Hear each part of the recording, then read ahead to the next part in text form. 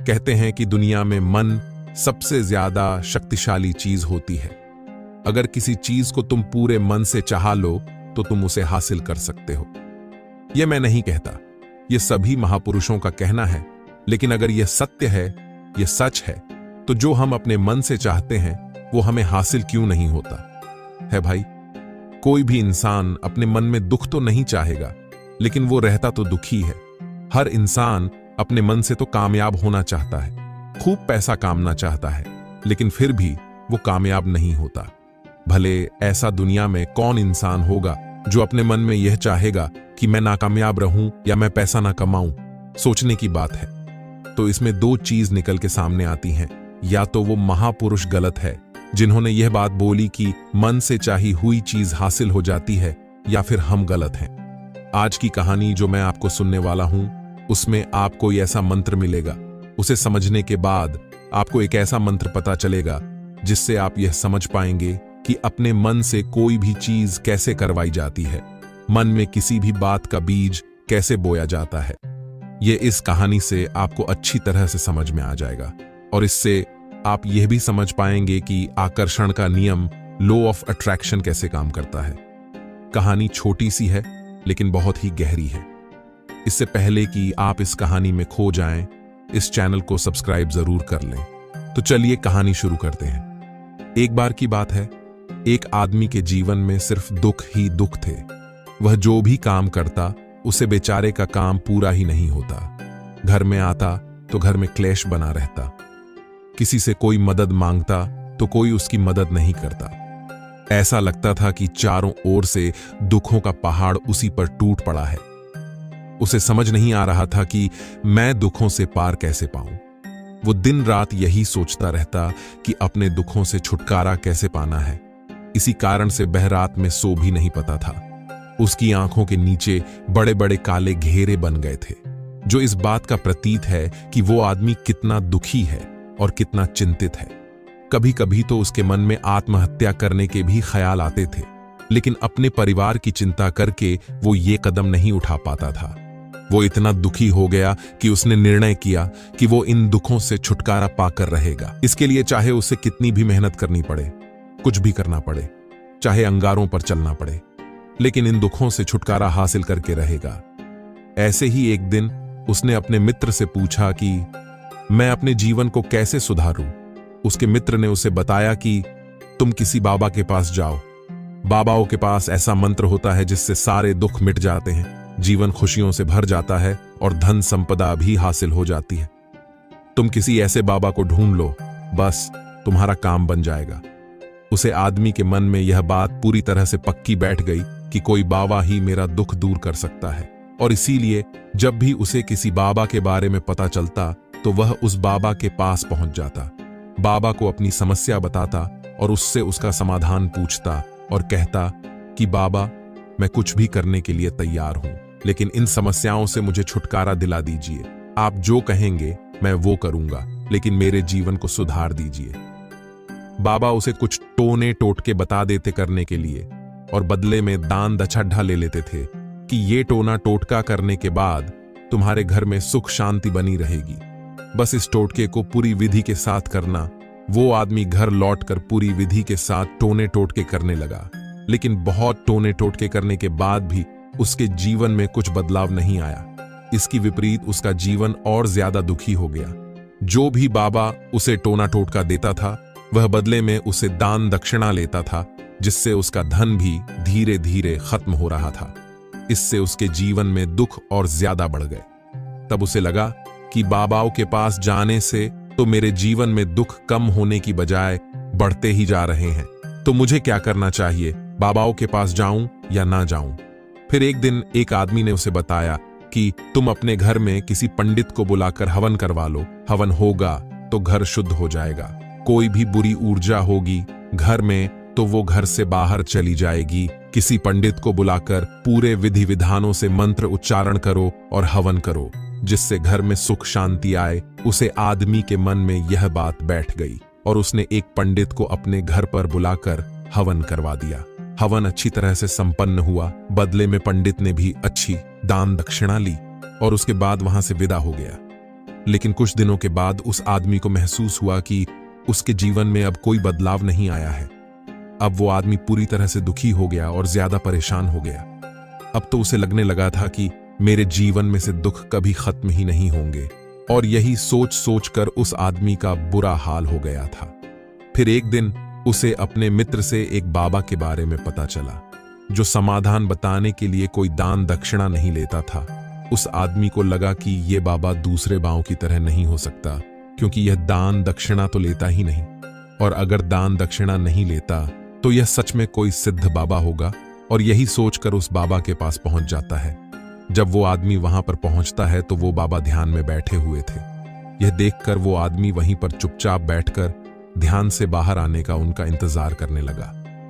थोड़ी देर बाद बाबा ने आंखें खोली तो सामने एक दुखी और परेशान युवक को बैठे देखा। वह उसकी आंखों के नीचे आने वाले घेरे देखते ही समझ गए कि यह आदमी अपने जीवन से कितना परेशान है। उसे संबोधित करते हुए बाबा ने पूछा कि बच्चा, क्या चाहते हो? बाबा के पास क्या लेने आए हो?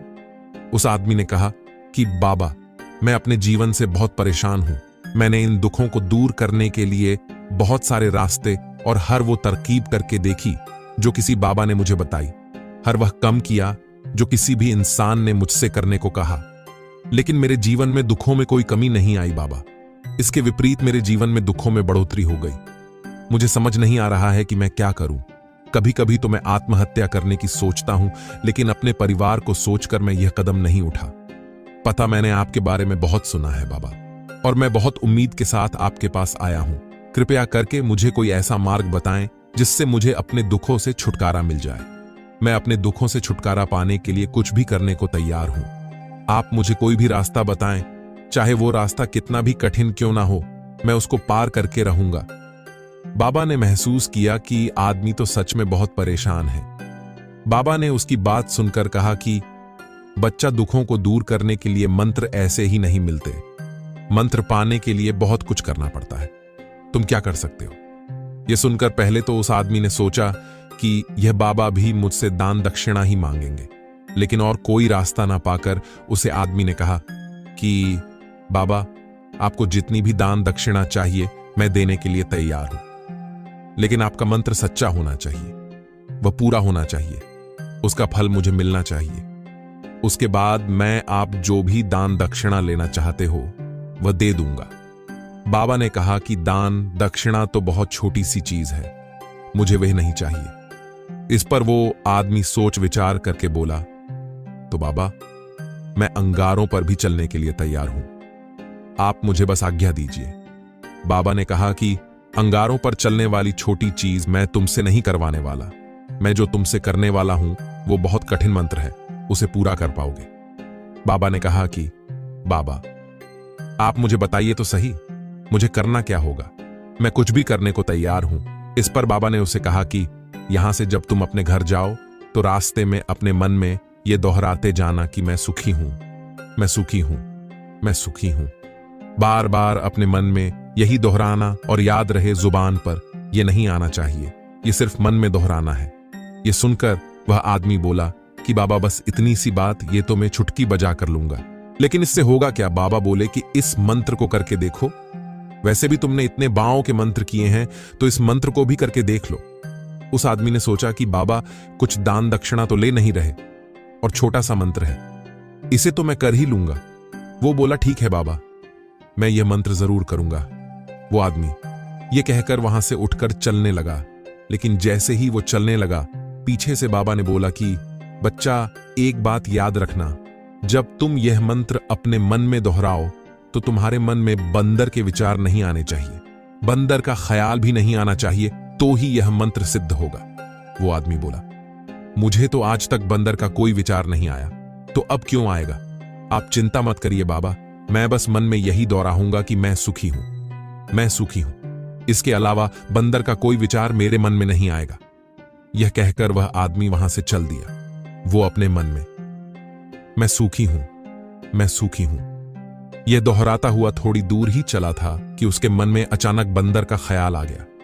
बंदर का ख्याल एक बार आया और चला भी गया, लेकिन उस आदमी ने सोचा कि आज तक तो मुझे बंदर का कोई विचार नहीं आया, ये आज बंदर का विचार क्यों आ गया, और ऐसे करके उसने उस बंदर के विचार को पकड़ लिया। वो ये भूल गया कि मुझे क्या मंत्र दोहराना है, और वो बंदर के बारे में सोचने लगा। जब थोड़ी देर बाद उसे फिर से होश आया तो वह फिर से अपना वही मंत्र दोहराने लगा जो बाबा ने उसे बताया था कि मैं सुखी हूं, मैं सुखी हूं।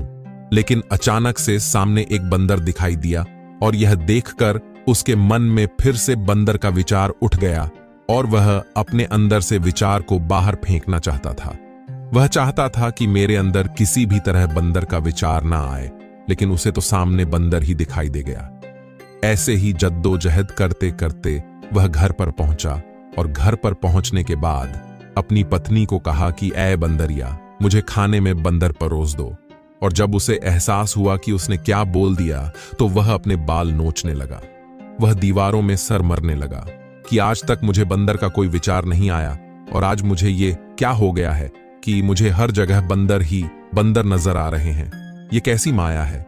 यही सोच सोचकर वो आदमी रात भर सो नहीं पाया। रात भर करवटें बदलता रहा, और सुबह उठकर सीधे उन्हीं बाबा के पास पहुंच गया और उनके चरणों में गिरकर कहा कि बाबा, पता नहीं क्या चमत्कार हो रहा है। आज तक मुझे बंदर का कोई विचार नहीं आया, लेकिन कल से जब से आपने मुझसे कहा कि बंदर का विचार नहीं आना चाहिए, तब से मुझे हर जगह बंदर ही बंदर नजर आ रहे हैं। उस आदमी ने कहा कि बाबा, मुझे तो आपके पीछे पेड़ पर बैठा हुआ बंदर भी केले खाता हुआ दिखाई दे रहा है। ये हो क्या रहा है? यह सुनकर बाबा हंसने लगे। बच्चा, मन का जाल एक ऐसा जाल है जिसे समझ पाना इतना आसान नहीं है। बंदर तो तुम्हारे रास्ते में पहले भी आते थे। जब तुम मेरे पास आए थे तो इन्हीं पेड़ों पर यह बंदर घूम रहे थे, लेकिन तब तुम्हारे ध्यान में यह बंदर नहीं था। तब तुम्हारे ध्यान में सिर्फ अपने दुख थे। इसके बाद बाबा ने उसे बताया कि बच्चा, हम जिस चीज से भी दूर भागना चाहते हैं, वही चीज हमारे मन में बहुत गहरे में प्रवेश हो जाती है। वह हमारे अंतर मन में समा जाती है। असल में हम जिस चीज से भी छुटकारा पाना चाहते हैं, उससे छुटकारा इसीलिए पाना चाहते हैं कि वह हमारे साथ बहुत गहरे से जुड़ी हुई है, और हम जितना ही उससे छुटकारा पाना चाहते हैं, वह उतनी ही गहरी हमारे मन में बैठती चली जाती है, और आखिरकार वह हमारे अंतर मन में छा जाती है। ऊपर से तो हम चाहते हैं सुखी होना कि मैं सुखी हूं, सुखी हूं। हमारे होंठ भी बोलते रहते हैं, लेकिन हमारे मन में दुख समाये होते हैं। हमारे विचारों में, हमारे मन में हमें दुख ही दुख दिखाई देते हैं। इसीलिए अपनी जुबान से बार बार ये बोलने से कि मैं सुखी हूं, मैं सुखी हूं, हम सुखी नहीं होंगे जब तक ये मंत्र हमारे अंतर्मन में प्रवेश नहीं होगा। इस पर उसे आदमी ने पूछा कि बाबा, लेकिन यह मंत्र हमारे अंतर्मन में प्रविष्ट कैसे होगा? यह सुनकर बाबा ने कहा कि बच्चा, अपने दुखों से लड़ना बंद कर दो। जब तक तुम अपने दुखों को दूर करने के सोचते रहोगे, तब तक वह दुख तुमसे चिपके रहेंगे। तब तक वो दुख तुम्हारे अंतर्मन पर अपना राज जमाए बैठे रहेंगे, और जिस दिन तुम दुखों के बारे में सोचना ही छोड़ दोगे, उन दुखों से छुटकारा ही नहीं पाना चाहोगे, उसी दिन से तुम्हारी जिंदगी से दुख गायब हो जाएंगे। क्योंकि किसी भी चीज से छुटकारा पाने के लिए उस चीज के बारे में सोचना पड़ता है, और हम जितना ही उस चीज के बारे में सोचते हैं, वह उतनी ही गहरी हमारे मन में प्रविष्ट होती चली जाती है। हम अधिकतर समय दुखों के बारे में ही सोचते हैं। हम यही सोचते हैं कि हमारे जीवन में दुख है और हमें इससे छुटकारा पाना है। इसी वजह से बार बार सोचने से वो दुख हमारे अंतर्मन में प्रविष्ट हो जाते हैं और हमें एहसास भी नहीं होता। इसीलिए अगर तुम दुखों से छुटकारा पाना चाहते हो तो दुखों से छुटकारा पाने के बारे में सोचना छोड़ दो। तुम्हें दुखों से छुटकारा मिल जाएगा। अक्सर आदमी धूम्रपान छोड़ना चाहता है, शराब छोड़ना चाहता है, सुबह अपने आप से वादा करता है कि मैं कोई भी गलत काम नहीं करूंगा, लेकिन शाम को जब लौटता है तो नशे में चूर होकर लौटता है। ऐसा क्यों होता है कि जो हम सोच रहे हैं वह पूरा कर ही नहीं पा रहे हैं। असल में हम उस चीज को बहुत ज्यादा तवज्जो दे रहे हैं, उसे चीज को बहुत ज्यादा अहमियत दे रहे हैं। जब भी हम उस चीज को छोड़ने के बारे में सोचते हैं तो हम उसकी इंपॉर्टेंस यानी कि विशेषता और ज्यादा बढ़ा देते हैं। हमारा मन उस चीज के बारे में जितना ज्यादा सोचेगा, शराब या धूम्रपान छोड़ने के बारे में जितना ज्यादा सोचेगा, हमारा मन उतना ही उस चीज के पीछे भागेगा। हमें उस चीज से लड़ना नहीं है, बल्कि बिना सोचे गुजर जाना है। और अगर इस मंत्र को हम समझ लेते हैं तो हम अपने जीवन में जो भी पाना चाहते हैं उससे अपने अंतर मन में डाल सकते हैं। और एक बार वो लक्ष्य हमारे मन बैठ जाता है तो फिर सफलता पाने में कोई समस्या नहीं आती, कोई दिक्कत नहीं आती। तो दोस्तों, कैसी लगी आपको ये कहानी कमेंट सेक्शन में जरूर बताएं और मिलते हैं अगली कहानी में। तब तक के लिए अपना ख्याल रखें। नमो बुद्धा।